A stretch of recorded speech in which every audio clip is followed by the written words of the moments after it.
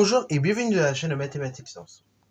Dans cette toute nouvelle vidéo, cette fois-ci, nous allons faire un petit retour en mathématiques pour les premières spécialités. Donc ça fait un petit moment que j'avais pas mis de vidéo, voilà, pour des raisons diverses et variées, notamment de cours, voilà. Et donc là, on va retourner en mathématiques sur une notion très importante qui va vous servir en première et en terminale, à savoir les suites numériques. Alors les suites numériques, justement, pour démarrer sur ce chapitre-là, il faut comprendre ce que c'est, comme la dérivation. Avant de faire 150 millions de calculs et d'études là-dessus, il faut comprendre comment ça fonctionne, donc comprendre ce que c'est. Et donc pour les suites, alors je ne vais pas tout de suite vous donner la définition très rigoureuse de la chose, mais on va partir de la définition de la fonction, parce qu'en fait une suite, vous allez voir, ça fonctionne comme les fonctions. Alors du coup, pour ce faire, je ne sais plus si vous vous rappelez, mais en seconde, j'avais pris tout simplement deux bulles, ok. Alors bon, c'était pas les mêmes couleurs que j'ai représentées ici, donc on a un ensemble D, et à droite, on a un ensemble R. Ok, on a des nombres qui appartiennent à D, voilà, et des nombres qui appartiennent à R. Et en fait, alors, par définition, qu'est-ce que c'est qu'une fonction? On se rappelle, hein, c'est tout simplement une fonction, quand elle est définie sur D, elle va associer à tout réel X qui appartient à cet ensemble-là, donc à tous les nombres X qui appartiennent à cet ensemble-là, un et unique nombre, donc de R, qui est un réel, qu'on appelle tout simplement image. Ok, bravo. Ce réel-là, du coup, on va le noter la plupart du temps f de x, et il va être obtenu à partir de x, ok, bravo. X étant réel et f de x étant lui-même un réel, ok, bravo.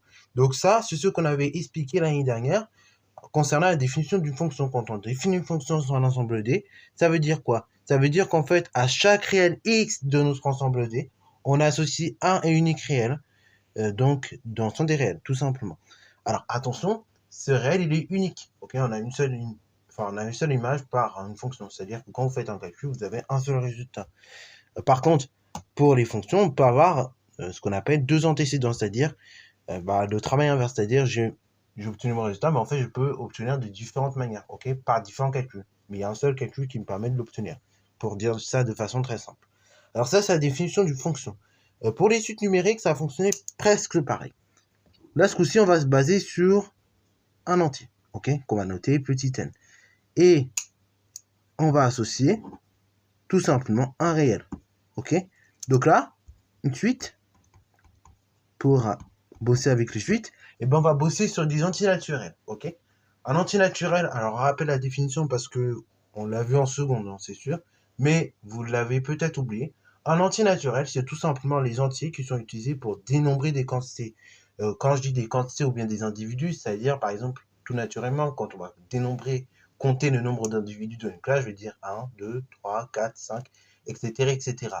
Ok? Attention, pourquoi je précise antinaturel? Parce que déjà, c'est les entiers que vous utilisez tout naturellement dans la vie de tous les jours pour dénombrer, comme je vous l'ai dit, des quantités. Mais parce qu'aussi, parmi les entiers, on a les entiers naturels, mais aussi les entiers relatifs, qui sont en réalité les entiers naturels ainsi que les opposés. Donc là, nous, bien évidemment, on travaille que sur les entiers naturels.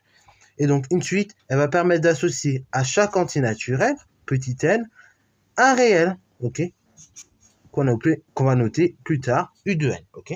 Donc là, maintenant que nous avons compris un petit peu comment fonctionnent les suites, on va essayer de voir la définition rigoureuse de la chose, ok. Bien évidemment, qui n'est pas à apprendre par cœur, mais voilà, qui va découler de ce petit schéma juste ici. Alors, voilà la définition d'une suite. Définition, encore une fois, très rigoureuse. Elle est écrite c'est écrit dans le langage mathématique.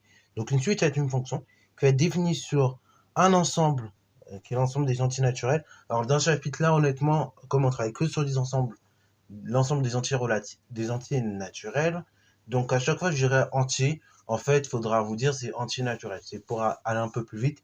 Mais donc voilà.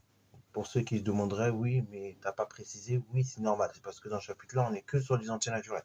Donc voilà, pour aller un peu plus vite, je dirais souvent entier, mais en fait, ça vient entier naturel, tout simplement.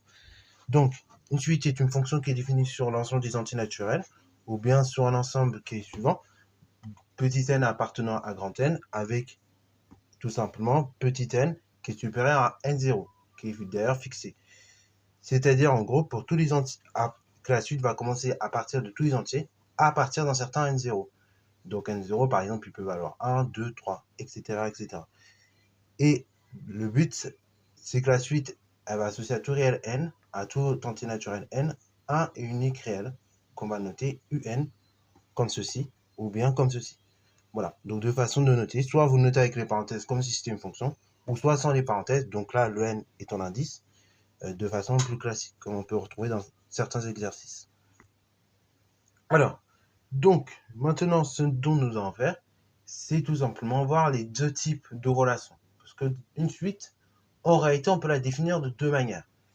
Là, je vous ai donné une définition assez classique. Donc, on dit qu'à chaque entier, on associe un unique entier, enfin un unique réel.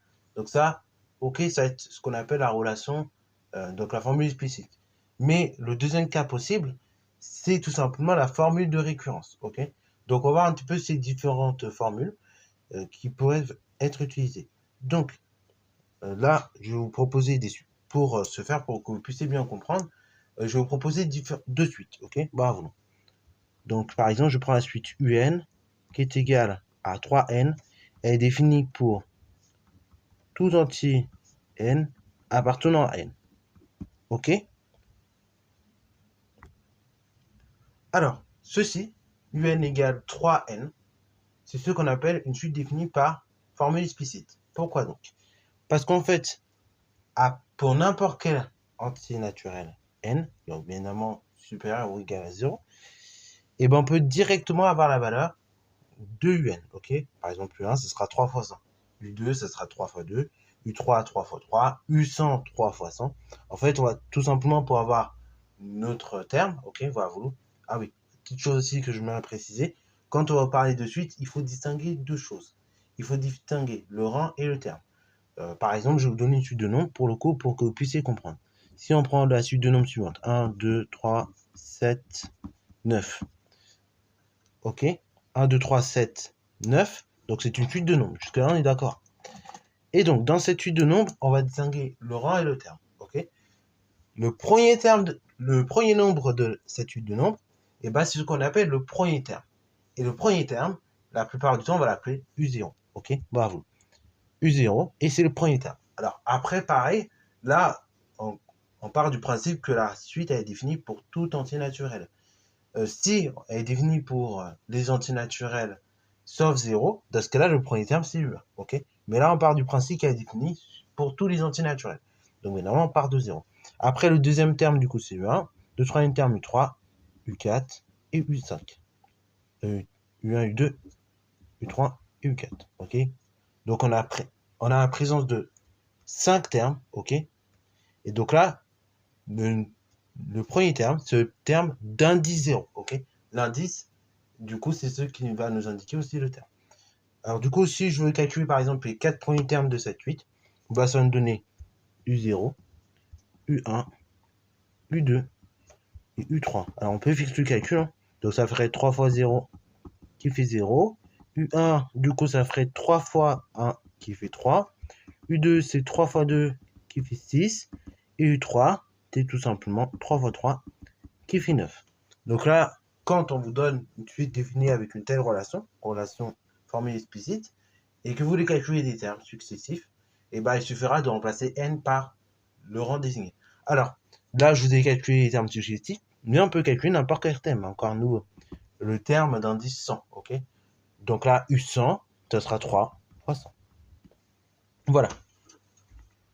Donc ça, voilà. Premier type de formule que vous allez rencontrer dans ce chapitre-là, pour définir une suite, c'est la suite explicite. Enfin, c'est la relation, c'est la formule explicite. Alors, deuxième type de relation, ça va être la relation par récurrence. Alors, la relation par récurrence, comment ça va fonctionner? Le but d'une suite définie par une relation de récurrence, c'est quoi? C'est d'associer pour calculer un terme, donc le terme d'indice 100 par exemple, et ben on va le faire à partir d'un ou plusieurs termes précédents. Ok? Donc le calcul du terme suivant, à l'aide de la relation de récurrence, va se faire à partir des termes précédents. Autrement dit, par exemple, la plupart du temps, on peut avoir des relations de récurrence de ce style-là. UN plus 1 égale moins 2 UN.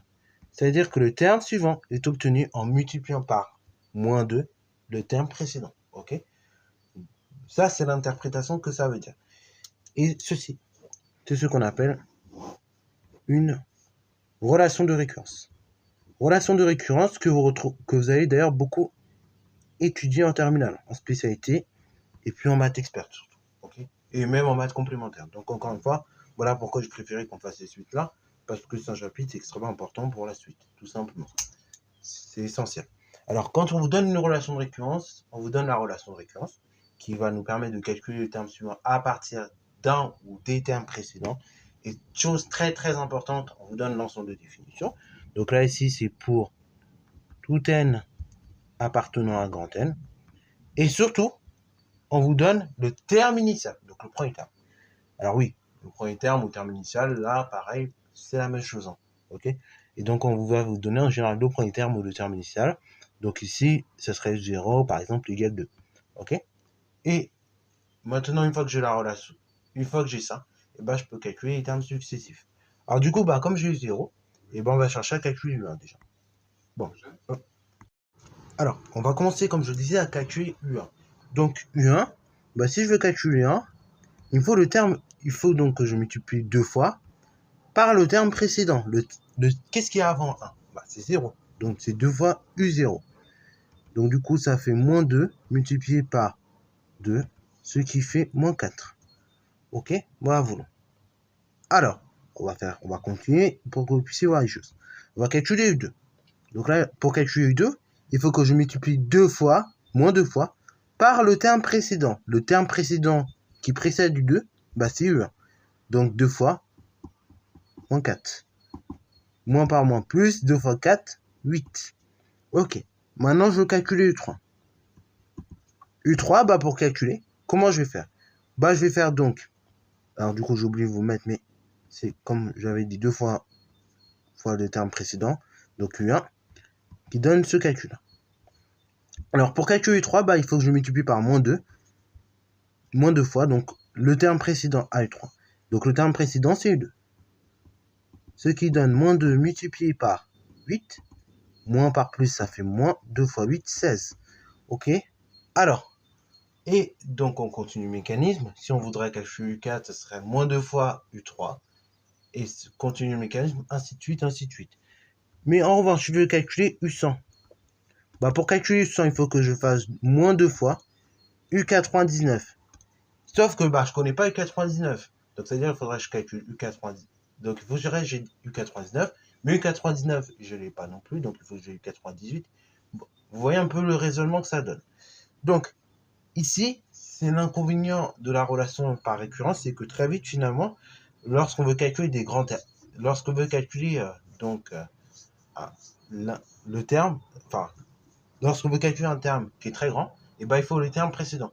Pour calculer un terme d'une suite, il faut absolument le terme précédent. Sinon, et ben, on ne pourra pas avoir la valeur de ce terme. Ok, bravo. Et justement, ça va être l'objet de notre chapitre aussi, parce qu'on va voir différents types de suites. On s'intéressera à voir comment on peut passer d'une forme à une autre, notamment de la relation par récurrence à la formule explicite. Des fois, dans certains problèmes aussi, parfois, il est plus intéressant d'avoir une relation de récurrence qu'une formule explicite. Ok, parfois. Ok, donc on verra ça en fonction des exercices. Donc là, pour le moment, dans ce chapitre-là, le plus important, ce qu'il faut avoir mémorisé, c'est deux types de relations et la notion de terme. Donc là, et la différence entre terme et l'indice. Ok, voilà. Sur ce, c'est la fin de cette vidéo. J'espère qu'elle t'a plu. Si c'est le cas, n'hésite pas à la liker, commenter et bon, je t'attends en mathématiques et en sciences.